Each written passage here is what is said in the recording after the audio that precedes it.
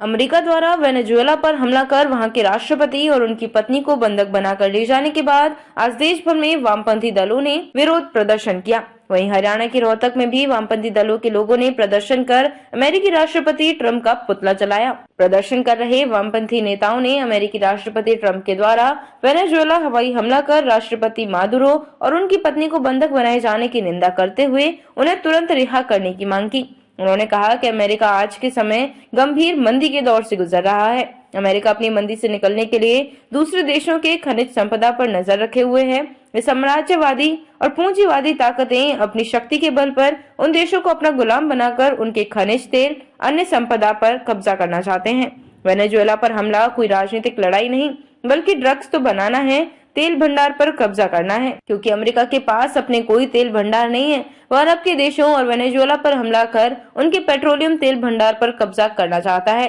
America कभी traffic कभी इस प्रकार से हमले कर दुनिया का मालिक समझता है। आज सभी चुप हैं। भारत को भी इस बारे में अपना जवाब देना चाहिए। प्रधानमंत्री ने जो बातचीत करने से समाधान की बात कही, मगर बातचीत किए बगैर ट्रंप ने कायराना कार्यवाही को राष्ट्रपति के साथ उसकी पत्नी को बंधक बना दिया, जबकि उनके पास कोई सरकारी पद नहीं है। सभी को अमेरिका की कार्यवाही के खिलाफ आवाज उठानी चाहिए। अमेरिका ने वेनेजुएला की चुनी हुई सरकार के ऊपर जो हमला किया है और उनके राष्ट्रपति और उनकी पत्नी को जिस तरह से डकैतों की तरह से उनके घर से उठाया गया है, ये तमाम अंतर्राष्ट्रीय और राष्ट्रीय कानून कायदे और मान मर्यादाओं का उल्लंघन है।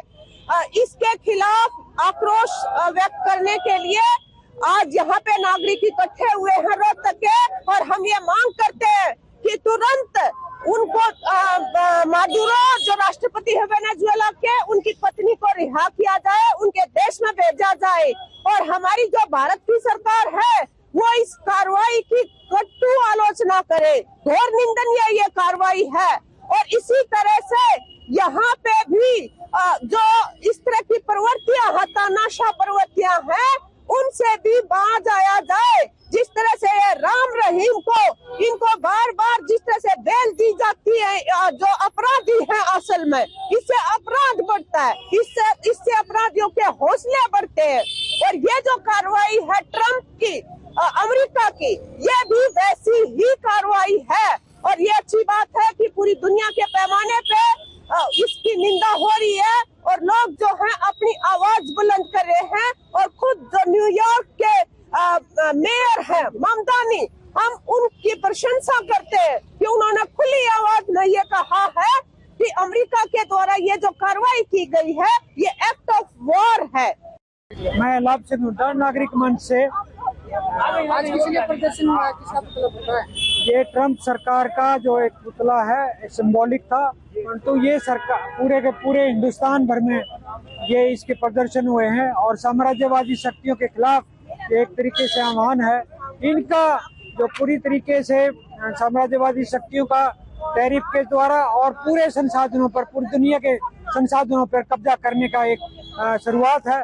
और ये आने वाले दिनों में और भी खतरा बढ़ेगा, क्योंकि जहाँ पर मंदी है, पूरे अमेरिका में पूरी मंदी है, उससे उभरने के लिए तरह तरह के हथकंडे अपनाए जा रहे हैं कि एक तेल के जो भंडार है उसके ऊपर, क्योंकि वेनेजुएला में सबसे ज्यादा बड़ा भंडार है, उसके बाद सऊदी अरबिया है, तो अमेरिका के पास उतना संसाधन नहीं है।